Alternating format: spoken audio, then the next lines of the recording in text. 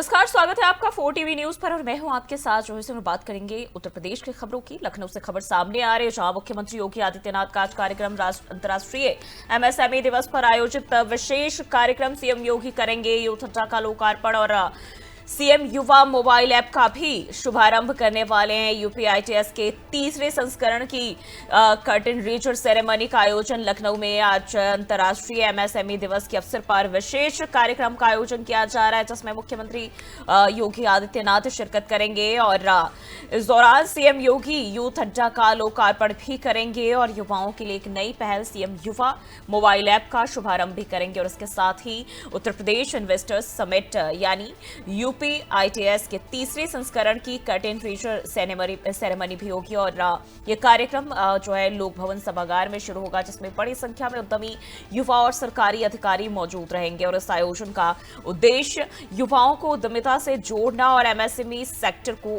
और मजबूती देना है।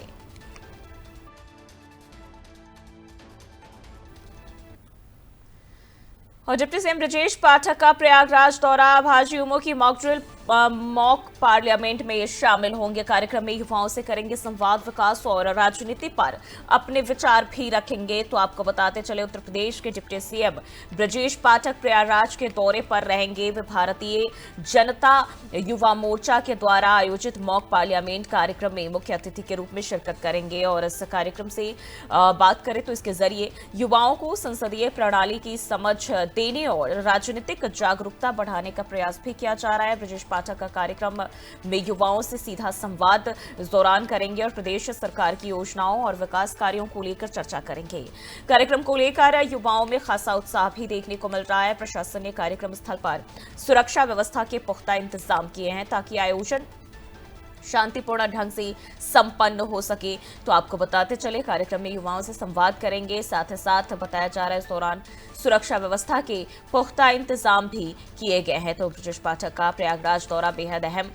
डिप्टी सीएम ब्रजेश पाठक प्रयागराज के दौरे पर रहेंगे और युवाओं से बातचीत संवाद करेंगे। भाजयुमो की मॉक पार्लियामेंट में शामिल होंगे।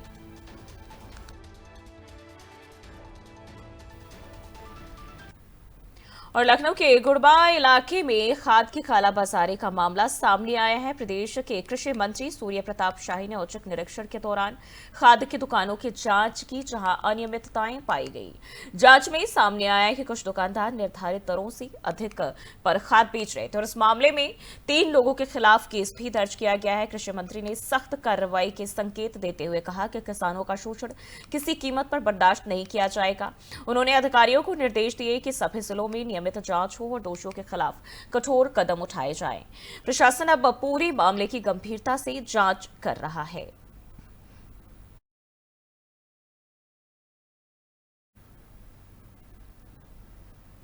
और वहीं अमरोहा के मंडी धनौरा क्षेत्र के आजमपुर डांडी गांव में एक पीड़ित परिवार दबंगई के चलते घर छोड़ने को मजबूर हो गया है।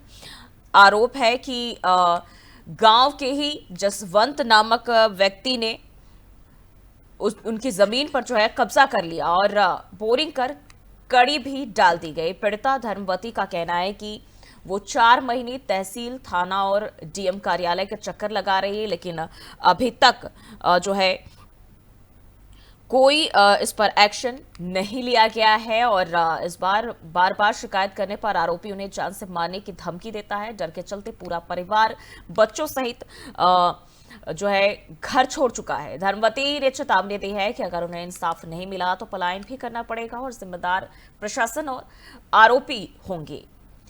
तो दबंगों का कहर और पीड़ित परिवार इस दौरान बेघर हो चुका है। और अमरोहा से एक खबर आपको बताते चले।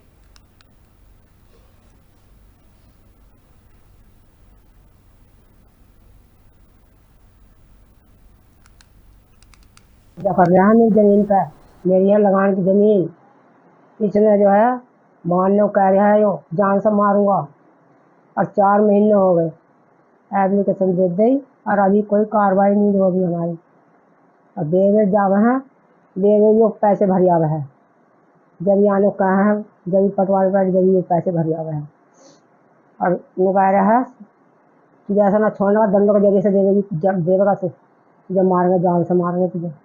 जफरयानी जमीन पर मेरी है लगान की जमीन, इसने जो है मारने को कह रहा है, यो जान से मारूंगा। और 4 महीने हो गए एप्लीकेशन दे दी और अभी कोई कार्रवाई नहीं हो रही हमारी। और देवे जावे हैं, देवे यो पैसे भर आवे है, जब आने कहा है, जब पटवारी पर जब ये पैसे।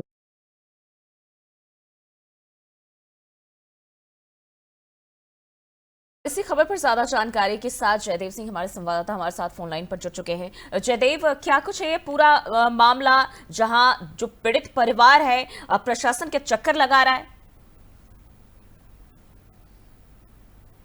पीड़ित परिवार को 4 महीने हो चुके हैं चक्कर लगाते लगाते, जिसमें तहसील दिवस, थाना समाधान दिवस और जिलाधिकारी और उपजिलाधिकारी को कई प्रार्थना पत्र दिए जा चुके हैं।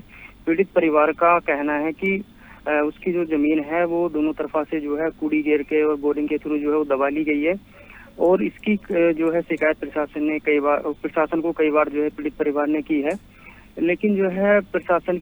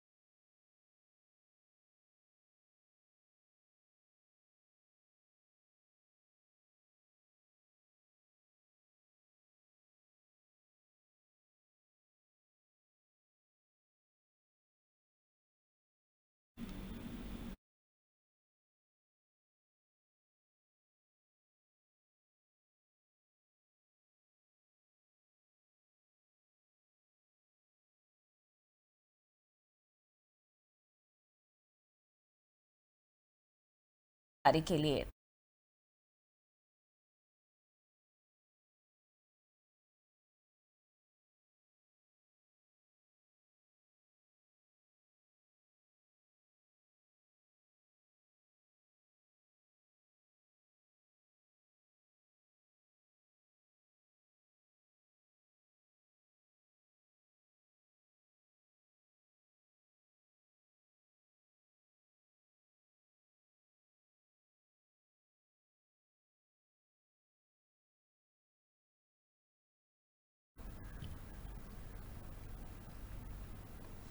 और मथुरा के तैयापुर गांव के शिवनगर कॉलोनी में गुरुवार की रात एक युवक की गोली मारकर हत्या कर दी गई। मृतक रमेश और पप्पू घर के पास खाली प्लॉट में चारपाई पर सो रहा था और तभी छोटू, महेश और आकाश नाम के 3 युवक तमंचा लेकर पहुंचे और रमेश पर ताबड़तोड़ गोलियां चला दी।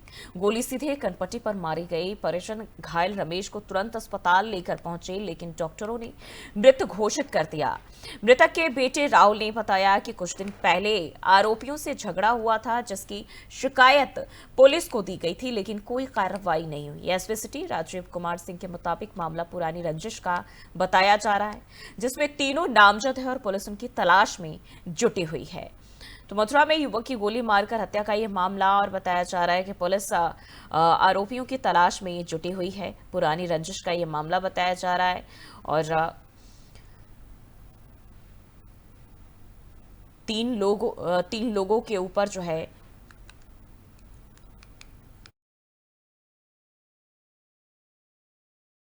आज 9:30 बजे करीब एक सूचना प्राप्त हुई, जिसमें कि थाना जमनापार में शिवनगर तैयापुर कॉलोनी में एक व्यक्ति को गोली मारे जाने की सूचना प्राप्त हुई थी, जिसमें कि तत्काल पुलिस मौके पर पहुंची है।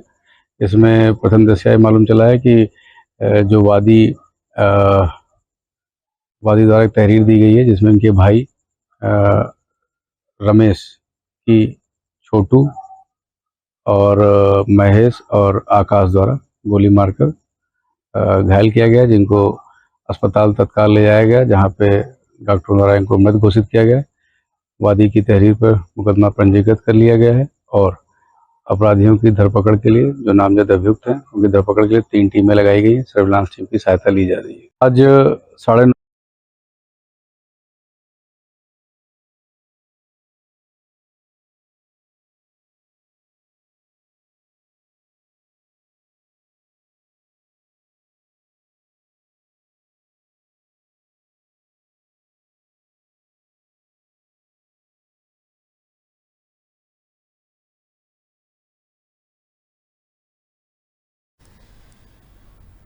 तो ये मामला मथुरा से आपको बताते चले, जहां बताया जा रहा है कि गुरुवार की रात को युवक की हत्या की गई है और मृतक रमेश और पप्पू के घर के पास खाली प्लॉट में वो अपने चारपाई पर सो रहा था और तभी छोटू, महेश और आकाश नाम के ये 3 युवक वहां पहुंचे तमंचा लेकर और रमेश पर ताबड़तोड़ गोलियां दागी गई, जो कि सीधे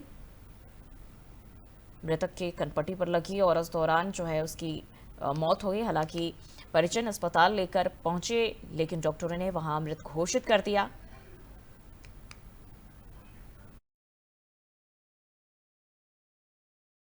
युवक की गोली मारकर हत्या का यह मामला सामने आया है।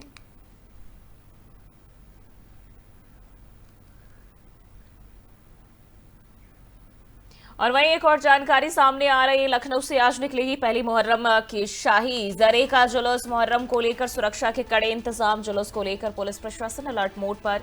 डीसीपी वेस्ट और एडीसीपी ने किया पैदल मार्च। तो लखनऊ में आज पहली मुहर्रम के मौके पर शाही जरे का पारंपरिक जुलूस निकाला जाएगा और इसको लेकर शहर में सुरक्षा के कड़े इंतजाम भी किए गए हैं। पुलिस प्रशासन पूरी तरह अलर्ट मोड पर है और जुलूस मार्ग पर अतिरिक्त फोर्स की तैनाती भी की गई है। डीसीपी वेस्ट और एडीसीपी ने खुद पैदल मार्च कर व्यवस्थाओं का जायजा लिया और अधिकारियों को सतर्क रहने के निर्देश भी दिए गए हैं। जुलूस को शांतिपूर्ण ढंग से संपन्न कराने के लिए ड्रोन से निगरानी और सीसीटीवी कैमरों की भी मदद ली जा रही है और इसके साथ ही भीड़ नियंत्रण और यातायात प्रबंधन के लिए विशेष इंतजाम भी किए गए हैं। प्रशासन की अपील है कि लोग इसमें सहयोग करें और शांति व्यवस्था बनाए रखें।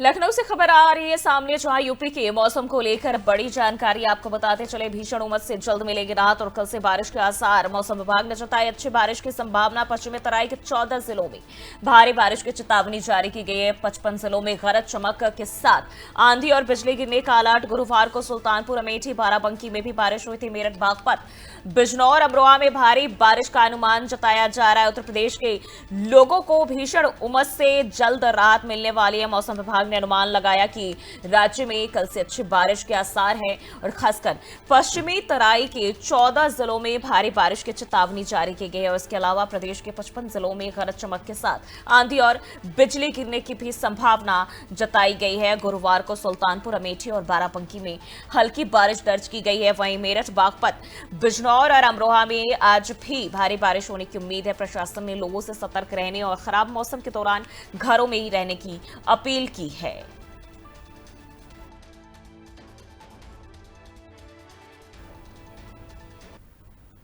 और लखनऊ से एशिया पर्सनल लॉ बोर्ड ने प्रधानमंत्री नरेंद्र मोदी को पत्र लिखकर मुहर्रम के दौरान बेहतर सुरक्षा और प्रशासनिक व्यवस्था की मांग की है। बोर्ड में पत्र में अपील की गई है बोर्ड की तरफ से मुहर्रम के जुलूस तय रूट से ही निकाले जाएं और किसी भी तरह की अराजकता से सुरक्षा सुनिश्चित की जाए। इसके अलावा जिन रास्तों से जुलूस गुजरते हैं उनकी मरम्मत और साफ सफाई की व्यवस्था समय से की जाए। बोर्ड ने यह भी आग्रह किया है कि स्थानीय प्रशासन सतर्कता बरतें और समुदाय की भावनाओं का सम्मान करते हुए हर जरूरी इंतजाम करे। मुहर्रम को शांतिपूर्ण और गरिमापूर्ण ढंग से संपन्न कराने के लिए सुझाव बेहद अहम माने जा रहे हैं।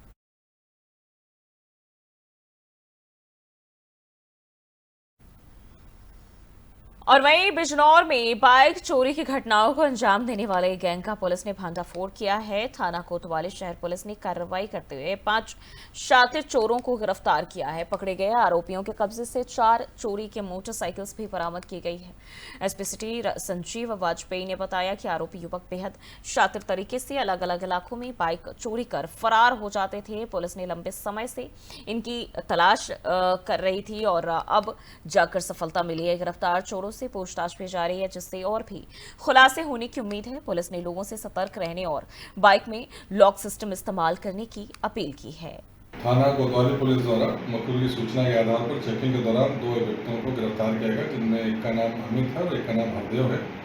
अमित मुजफ्फरनगर का रहने वाला है, हरदेव मेरठ का रहने वाला है। इनके कब्जे से चोरी की 2 मोटरसाइकिलें बरामद हुई, जो थाना कोतवाली क्षेत्र से चोरी की गई थी। इनकी निशानदेही पर 3 अन्य व्यक्तियों को गिरफ्तार किया गया, जो कि मोटरसाइकिल मिस्त्री का काम करते हैं। इनमें एक का नाम प्रमोद है, एक का नाम सचिन और एक मोनू है। इनके दोनों के कब्जे से भी 2 मोटरसाइकिलें बरामद हुई तथा एक मोटरसाइकिल कटे हुए पार्ट्स बरामद हुए हैं।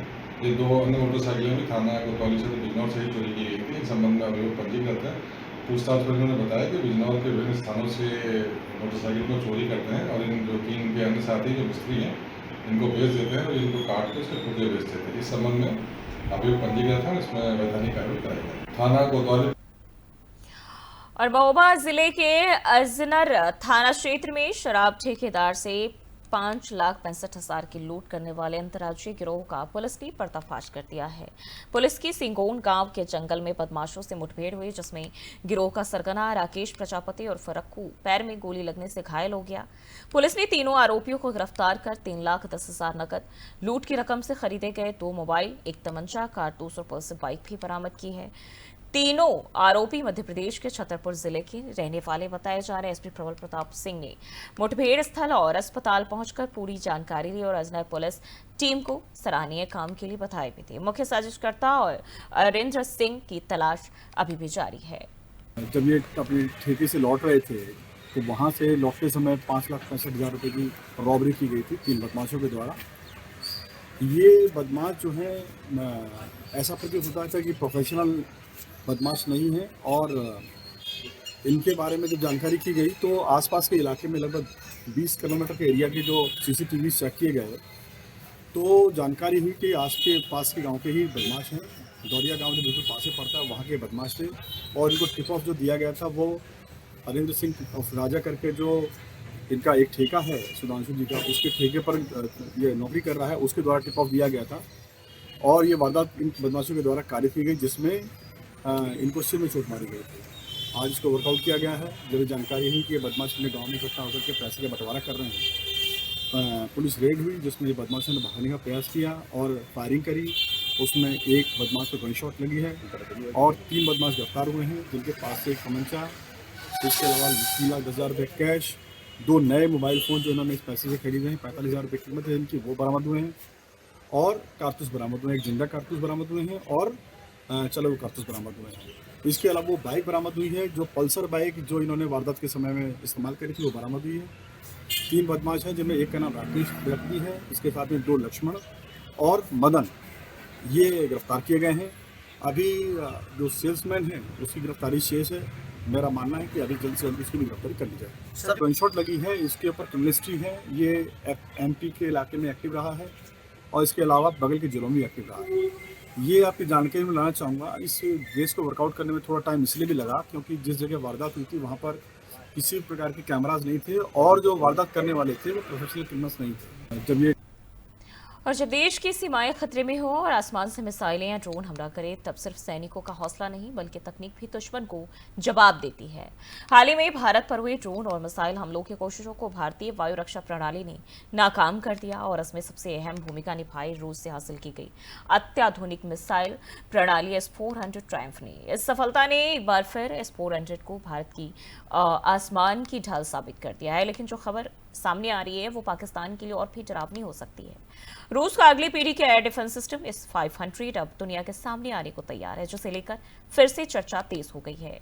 क्या इसकी खासियत और दुश्मन के लिए कितना घातक हो सकता है, आइए समझते हैं इस रिपोर्ट के जरिए। Air defence system S-500 S-400 से भी अधिक एडवांस और घातक है।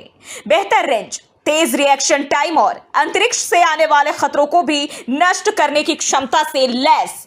अगर भारत को आने वाले समय में S-500 की आपूर्ति होती है तो यह देश वायु रक्षा को नई ऊंचाई पर पहुंचा देगा। पाकिस्तान जैसे देशों के लिए यह एक रणनीतिक झटका होगा क्योंकि S-500 की मौजूदगी से भारत का हवाई कवच लगभग अभेद हो जाएगा। यानी कि मतलब साफ है कि अब भारत की हवाई सुरक्षा और मजबूत होने की दिशा में आगे बढ़ रही है। रूस से मिले अत्याधुनिक S-400 ट्रायम्फ सिस्टम की तैनाती के बाद अब भारत की नजर उससे भी एक कदम आगे की तकनीक पर है, S-500 मिसाइल डिफेंस सिस्टम। दरअसल रूस ने प्रधानमंत्री नरेंद्र मोदी की हालिया मास्को यात्रा के दौरान इस नई पीढ़ी की वायु रक्षा प्रणाली के संयुक्त उत्पादन का प्रस्ताव दोबारा रखा।